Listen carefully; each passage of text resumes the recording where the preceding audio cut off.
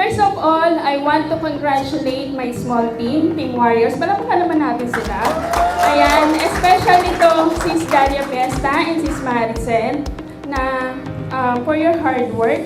Kung bakit nandito ang isang SM Rose sa harapan nyo ngayon. Palakpakan ulit natin sila. Wala yung kaba ko.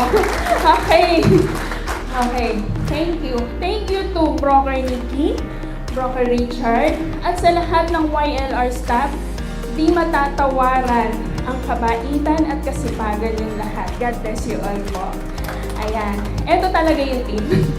Maging stricta, maging happy lagi sa mga ASP natin. May benta man o may benta, mabilis man o mabagal, makabenta, okay lang yan. Ang mahalaga, nag-a-attend ng training at may time sa real estate. Be thankful pa rin.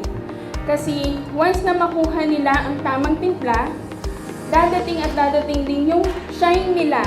Magtatap at magtatap din sila. Laban lang ng laban hanggat may oras pa, keep motivated. Ito lang din ang masasabi ko na pwede makapagpamotivate din sa ating lahat. Sabi nga, build up one another, desire to give others up. Iangat po natin sila. As a leader, ito ang trabaho natin. Kahit napapagod na, kahit hinahapo na, kahit nanenega na, kahit puro scenery sila, tuloy lang ang pagmamotivate sa kanila. Mabigyan sila ng bagong pag-asa sa bawat araw na makapagpapaalala kung bakit tayo nasa Yesland. At yan ang big why natin kung bakit tayo bumabangon sa bawat araw.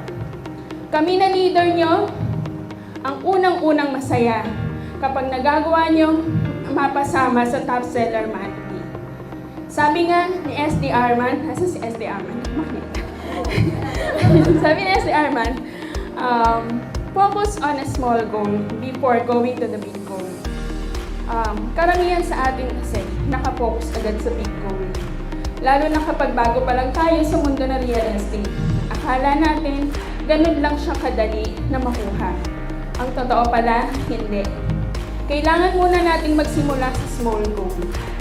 Ang isa sa big goal ko, kasi dito sa real estate, ay magkaroon ng team na makakasama ko in time mag-travel. Siyempre, sure na yung masipag talaga sila at kasundo ko. Yung tipong iisa na kayo ng mindset. Pero siyempre, hindi yan mangyayari kung wala akong matitrain or mamamanage na ASP para maging SM sila hanggang maging SD na sila. Small goal ko yan na mag-guide sila ng tama. Hindi siya madali pero hindi rin siya mahirap. Sunod lang tayo at magtiwala. Dito sa Yesland, kumpleto na. May maayos na sistema. Guided pa tayo lagi kasi dito, una lagi si God, bago ang lahat. Lahat naman sa team ko mababait, pero katulad ng mga anak natin, may kanya-kanya din silang attitude. Bukod yung attitude ng nanay, ha? Ang ginagawa ko, tinuturing ko silang mga anak. Kahit anong kukulit at tigas ng ulo nila, paminsan-minsan lang. Ay mahalin lang natin sila. Kahit minsan na halos di na kayo magkaintindihan, tumatahimik na lang tayo. Pero nandun pa rin ang love natin sa kanila. At ganyan kami sa small team namin. Nangangarap din na isang araw, magiging top team rin kami or maging top SM. Nangyari naman, di ba? Ayan. Naniniwala din ako na lahat tayo may kanya-kanyang time na pag-shine, kahit hindi diamond. Huwag ka lang titigil sa susuko. Okay lang naman magpahinga, pero pahingang nag-i-improve ka. Ito lang tandaan natin lalo sa mga bago. I-absorb nyo lang lahat ng sinasabi ng leader nyo po. Mga tinuturo nila sa inyo kasi wala naman silang sinabi sa inyo na hindi naka-align sa Yesland. Then, i-apply ang mga natutunan nyo sa leader at sa mga trainings at may inspire sa mga top sellers. Lastly, maging be independent. Huwag kang matakot lumabas sa comfort zone mo kasi yan ang susi mo para magtagumpay ka sa gusto mong may magandang mangyari sa buhay mo. Muli, Ako si Mami R. Please like and subscribe to my YouTube channel po. I'm SM Juby Rose Natividad na nagsasabing, totoong masaya-saya lang, pero dapat hindi puro saya lang. Dapat bumibenta din.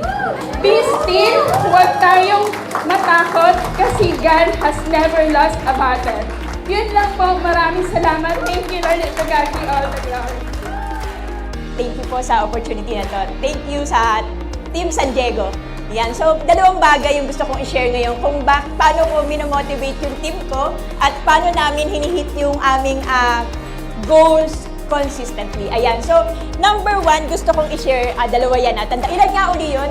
Dalawa. So, number one is communication.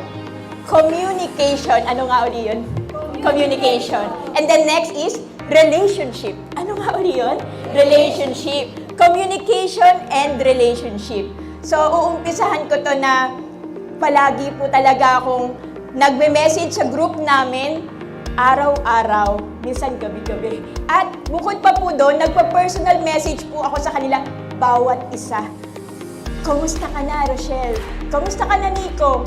Kamusta ka na, Rowena? Kamusta ka na, Celis? Talagang hindi po ako nagsasawang kamustahin sila. Bakit? Never underestimate the power of this question. Hindi natin alam kung may pinagdadaanan sila. Hindi natin alam kung gusto nila na may makikinig sa kanila. Tulad ng isang ASP ko na halos inaraw-araw ko na talaga na makipagkwentuhan sa kanya. At thank you, Lord. At medyo talagang nalalagpasan na namin yun. Ayan, thank you. And then, next is open and regular communication. Bukod po dun sa nagkikita-kita kami sa Sizzling Yes, lumalabas kami after Sizzling Yes, pero mas nag-i-schedule pa kami ng isa pa na nagbabanding pa kami sa labas. Lumalabas po kami regularly, every month po yun. Bakit? Kasi masarap silang kasama. This is the perfect opportunity para mapag-usapan namin ang tungkol sa pamilya, ideas, concerns, and even, syempre, yung aming mga pangarap. Ang sarap! Kasi, it leads to stronger relationship. Alam niyo ba, pagkatapos nun, we pray for one another. Dadasal namin ang bawat isa. Kasi naniniwala ko, prayer is a powerful gift na pwede namin ibigay sa isa't isa. Pagkatapos nun, ginagabi na kami. Halos ayaw na namin maghiwalay. Pagkatapos nga nun, naghahatiran pa kami. Nandun lang kami sa SM, tapos ihahatid kami ni Nico. Tapos hatiran ba? So, ang sarap kasi ibang klase. Pag nagawa natin to ibang klase. Kasi, yung puso natin napupuno ng pagmamahal. Nagkakaroon tayo ng isa pang pamilya. Nagkakaroon tayo ng lakas, inspirasyon at motivation na magpatuloy pa. At kinabukasan, syempre, ayan, ganado na naman tayo magtrabaho. Kung meron tayong communication at relationship sa ating grupo, mas madali nating mahihit at magiging clear sa atin yung gusto natin. Mas madali nating mahihit yung goals natin at mas masarap syempre yung gano'n na meron kayong communication at relationship.